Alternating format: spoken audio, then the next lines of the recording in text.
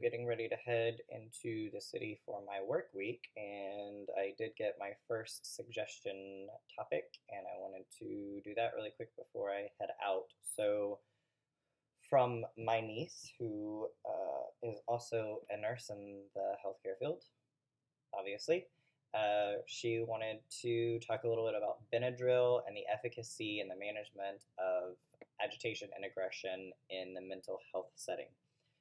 And there's a lot of elements that I'm going to touch on and probably expand on in later videos. But this one, I'm gonna try to keep it just to kind of medication management of people in crisis and how Benadryl can play a role in that. But first, welcome. Thank you for giving me your time. If you want to subscribe and do the notification thing and all of those things, please do. If not, that's okay too. I'm glad you're here and providing me a little bit of time and your busy work schedules and lives. So, thank you. So when we talk about medication management for agitation, aggression, people in crisis, for whatever reason it may be, it could be drug induced, it could be new onset psychosis, or an acute period and there's psychosis, mania. There's a lot of different things that could be affecting their ability to handle the emotional upset that we have in our lives from day to day. And one of the things that we do when we attempt to get someone back from a crisis back to their baseline, which is going to be where our functioning is at its best, where we kind of just live in this baseline, right? We turn to medication, and one of the cocktails that we use both in the ER and the acute setting, like at an inpatient hospital or possibly a crisis center, is haloperidol, lorazepam, and diphenhydramine. And those drugs, and by their trade name, are Haldol, Ativan, and Benadryl. And I'm sure all of you have taken Benadryl before for allergies, maybe a cold and flu medicine, and they do make you drowsy. It's one of the side effects of how the drug works in the body, and a little bit more on why that's important in a minute. I do want to give a disclaimer here. A lot of people don't know or have knowledge of a lot of drugs, both their trade name and their generic names. The generic name is given to a drug first, and then companies who have patents for the drug will come up with a trade name or a brand name. And so we typically call diphenhydramine Benadryl because that's how it was marketed way back in the day. And now you have all of these other brands like Walgreens, I think, has their own version of Benadryl, and Equate may call it something else. They're all diphenhydramine. So if you ever go to get cold and flu medicine off the shelf, please look at the ingredient list. If it has diphenhydramine in it, you don't also need to take Benadryl. You'd be double dosing. So there's just a little caveat there I wanted to throw in. So Benadryl, when you can either take it by oral form or injection form, and what it does is it blocks histamine. Histamine is activated when the body is thrown into an allergy response. It helps mitigate that process, and it's very effective at blocking one of the two receptor sites for acetylcholine, which is a neurotransmitter. It's very effective at muscarinic blocking, and that's where you're going to get side effects where maybe you have dry mouth. If you take a lot of it for a very long amount of time, you can get like a decrease in urinary output. It dries you out. It's one of those drugs that will kind of dry you out. So why would a drug that kind of inhibits the inflammatory response from histamine be indicated in the management of someone that's having some agitation or aggression? So historically, this drug has been passed along from veteran medicine practitioners to novice ones, down and down again. And so it's become very much a go-to cocktail for this management.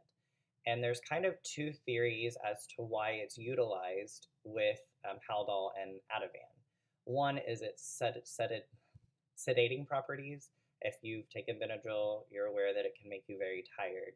And so when you take a drug like Haldol, which is an antipsychotic, it doesn't have a whole lot of sedating qualities. It doesn't bring you down. Like, it's more about the psychosis portion of it There are other medications that can both treat psychosis and can make you drowsy, especially when you're first starting to be inducted on the drug. Then you pair that with something like lorazepam, which is a benzodiazepine, which does have a big sedative property to it. So you add Benadryl to both of those drugs, then you're going to get even more of a sedation in the patient that you're treating. The other other theory out there as to why you mix in Benadryl is to guard against the potentiality of side effects that could occur from an antipsychotic like Haldol. So these side effects can show up. It typically occurs with long-term use of antipsychotics and typically not with Haldol itself. It's pretty rare occurrence actually. So um, when you go to give Benadryl, it can prevent what's called dystonia. There's other words for it. There's kind of a growing pathway of things that can happen if you leave these symptoms unchecked, which I will definitely be doing a video later about dystonia, akathisia, um, extrapyramidal side effects, neuroleptic malignant syndrome, and how those look and how they're treated. And Benadryl will come up again in that video, but I'm not going to go into all of that right now. So you have these two kind of theories as to why you would add Benadryl to this cocktail. It is very effective.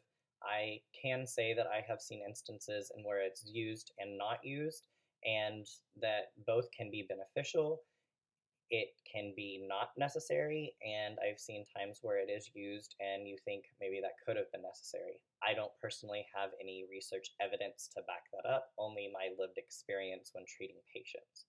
So that brings us to the evidence and research that I was able to find. There isn't actually a lot out there. From the little bit that I was able to gather and go through, and I will leave it down in the comment section area if you want to check the sources on it and do your own investigating. The study that I did find, it was actually kind of equivocal as to whether or not Benadryl was beneficial when mixed with this cocktail, and that potentially you could cause the risk could outweigh the benefit of utilizing it. And the two things that were popped out at me the most were the increased use of physical restraint in conjunction with the chemical restraint that we were giving through the medication, and also the additive sedating properties that Benadryl has when you combine it with something like Ativan.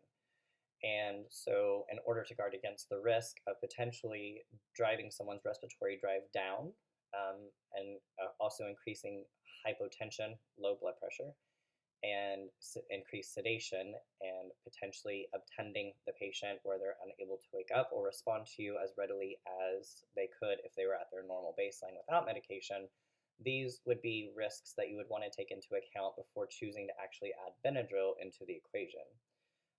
When there, again, was it was equivocal as to whether or not you needed to utilize it anyway. So if you go from there, the next section is kind of geared more to my fellow healthcare workers, nurses, and practitioners alike. We need to remember that we have a big toolbox to utilize, and that protocol and cocktails and kind of this normal pathway that we take when we're deciding and assessing a patient as to what action is necessary. Don't forget that we have a wealth of medication out there that we can pull from, and that not one size doesn't fit all. And to be cognizant of the fact that Benadryl may not be needed, it may be an unnecessary risk that we're adding to the patient when we are attempting to help them through a crisis, whether for whatever reason they may be having the crisis. I will say that my takeaway from this video and the evidence that I have seen is definitely gearing me more towards asking questions during my practice as to whether or not is it necessary to come back and do those debriefings and say, can we talk about this? Can we have a discussion about whether or not we more or less take Benadryl off the table? But what is the evidence that we're seeing based on previous chemical restraints? So if you want to look more into this and see whether or not it's something that you should or shouldn't do. Is your demographic benefiting from this? Is the risk more than the benefit?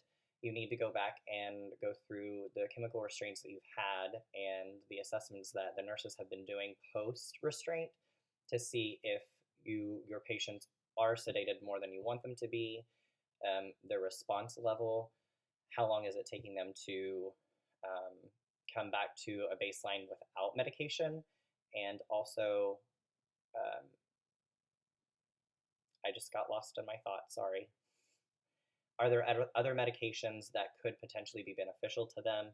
Have you looked at their medication profile? What are they being treated with around the clock to help with their psychosis, their mania, their aggression? And then also, are you seeing any side effects? Were side effects occurring, and do those line up with the people that received Benadryl versus the ones that did not? I think that's it. So, I'm Chad. This is the 5 by 5 blog. Be the change and make it count.